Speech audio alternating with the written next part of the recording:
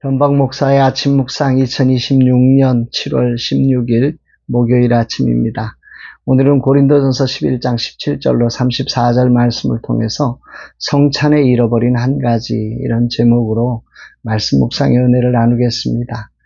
쉼의 자리를 통해 후반전을 준비할 시간을 누리는 축복을 주신 하나님께 감사를 드립니다.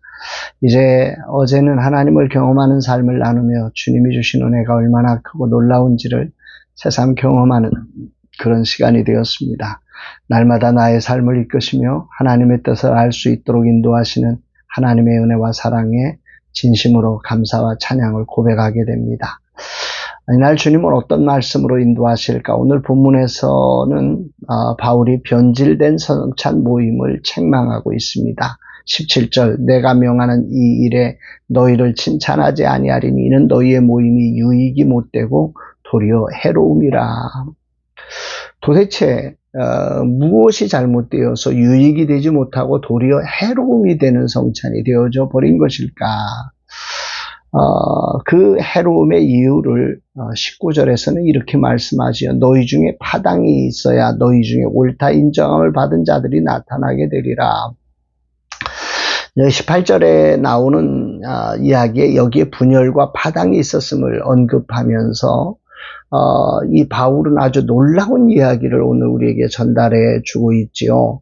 파당이 있어야 너희 중에 옳다 인정함을 받는 자들이 나타나게 되리라. 바울은 파당은 교회를 파괴하려는 의도로 생겨난 건데 하나님은 그 파당을 통해 누가 진짜 신앙인지를 검증하신다는 이런 것으로 해석을 하고 있는 것입니다. 당시 고린도 교회의 지식파들은 스스로를 강한 자, 성숙한 자라고 자처했습니다.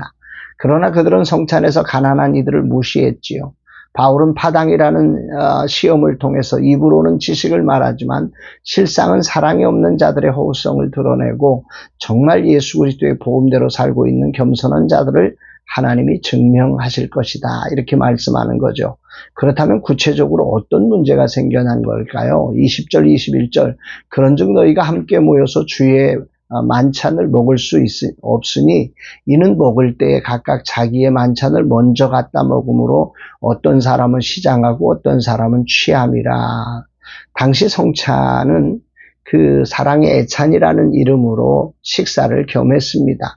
이때 부유한 성도들은 주로 부유한 성도들과 함께 먼저 식사를 했고 가난한 성도들이나 노예 출신 성도들은 그들의 식사가 끝나기를 기다려야 하는 이런 안타까운 일들이 벌어진 거지요.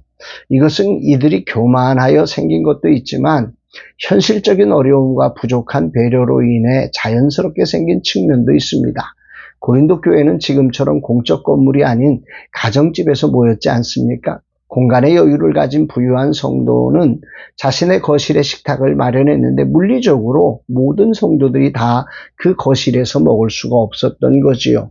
그래서 어쩔 수 없이 이렇게 나누어지는 현상에 주인과 가까운 부유층은 일찍 와서 자기들끼리 먼저 음식을 즐겼고 노동과 주어진 업무로 늦게 온 가난한 성도들은 제대로 먹지 못하는 이런 상황이 발생하게 된 것입니다. 그렇게 의도한 것은 아니지만 그들에게 성찬은 그리스도의 몸을 기념하는 겸손의 자리가 아니라 자신의 사회적 위상을 드러내는 장소로 변질되어져 갔던 거지요. 이 문제에 대해 바울은 이렇게 질책합니다. 29절에 주의 몸을 분별하지 못하고 먹고 마시는 자는 자기의 죄를 먹고 마시는 것이니라. 먼저 부유한 성도들은 성전의 떡을 보며 예수님의 몸이라는 신학적인 의미만 생각했을 뿐 함께 먹는 떡을 나누는 교회 공동체가 곧 그리스도의 몸이라고 하는 사실을 철저히 잊어버렸던 것입니다. 그 결과로 내 옆에 있는 가난한 형제, 노예 성도가 그리스도의 몸의 일부라는 인식 자체를 잃어버렸고 그저 함께하기 부담스러운 사람이 되어져 버린 겁니다. 그들에게 교회는 영적 지식을 공유하는 클럽이 되고 말았던 거지요. 그리스도의 살과 피로 맺어진 한 가족이 아니었던 것입니다. 바울은 이 부분을 매우 전곡을 찌르며 말합니다. 그리고 이렇게 대안을 제시하시오. 33, 34절 그런즉 내 형제들아 먹으러 모일 때에 서로 기다리라. 만일 누구든지 시장하거든 집에서 먹을지니 이는 너희의 모임이 판단받는 모임이 되지 않게 하려 함이라. 그 밖의 일들은 내가 언제든지 갈 때에 바로 잡으리라. 바울은 여기서 성찬을 두 가지로 분명하게 정의하고 있습니다. 하나는 성찬은 죄인된 나를 위한 예수님의 희생과 언약을 기억하는 자리이며, 다른 하나는 나의 권리를 포기하고 하나가 된 그리스도의 몸된 교회를 확인하며 주님의 사랑을 이웃에게 실천하는 자리라고 말한 것입니다. 바울이 가르치는 성찬의 본질은 분명합니다. 성찬은 과거의 사건을 기억하는 의식이 아닙니다. 예수님의 희생을 통해 내가 죄인임을 고백하는 수직적인 자리여야 하고, 또 하나는 내 권리를 포기함으로 형제와 한 몸임을 증명하는 수평적 자리여야 한다는 거죠. 예수님은 이를 위해 제자들의 발을 씻기며 그 사랑을 실천하셨습니다. 그리고 이 사랑을 받은 하나님이 인정하는 이들은 늦게 오는 이들을 기다리며 수준과 대화가 통하지 않음에도 기다리며 함께하려고 몸부림치는 성육신의 사랑을 실천했다는 것입니다. 오늘 주님은 내게 무엇을 말씀하시는 것인가? 목사로서 그동안 성찬을 주관하고 참여해왔으나 고백하건대 나는 성찬을 오직 나의 죄를 사하시는 주님의 은혜를 누리고 기억하는 개인적인 시간으로만 이해해왔음을 자백하게 됩니다. 그러나 오늘 말씀은 성찬이 나의 권리를 내려놓고 타인을 기다리는 공동체적 순종의 자리와 뗄 수 없이 연결되어 있음을 우리에게 일깨워 주는 것을 깨닫습니다. 성찬은 예수님의 살과 피를 먹는 수직적인 자리인 동시에 내 자아를 꺾고 지체들과 한 몸이 되는 수평적 훈련의 식탁입니다. 죄인인 나를 위한 희생을 기억하는 자라면 이제는 나 또한 이웃을 위해 나의 권리를 포기하는 성찬적 삶을 살아야 함을 깊이 깨닫습니다. 오늘날 예배 중심의 교회가 되면서 성찬과 함께 했던 애찬이 사라진 것은 서로의 속도를 기다리고 함께 먹고 마시며 한몸됨을 실천하던 그 소중한 현장의 성찬을 잃어버린 이유였습니다. 어쩌면 합리를 위해 불편을 포기한 것은 아닌지 하는 생각을 하게 됩니다.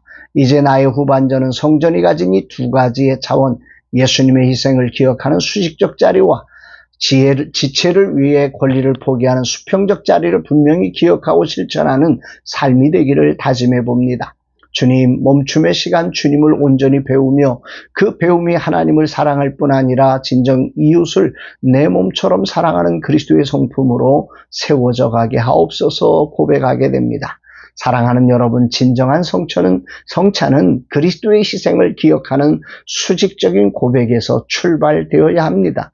이것은 너무도 분명하고 예수님이 우리에게 기억하라고 말씀하신 그 본래적인 뜻에 있습니다.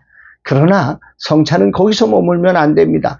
형제의 속도를 기다리며 나의 권리를 포기하면서 그 주님의 성육신하신 사랑을 우리도 그들에게 함께 수평적인 실천을 통해서 실천해가는 시작의 자리로 만들어 놓는 것이 진정한 성찬의 완성임을 우리는 꼭 기억하면서 우리의 성찬이 그렇게 주님의 거룩한 낮아지심을 경험하며 자기 몸을 찢어주신 사랑을 기억하고 또한 세상을 향해서 우리의 몸을 찢어 함께하는 이 거룩한 사랑의 실천의 자리로 만들어가는 그런 성찬을 누리게 되기를 주의 이름으로 축복합니다.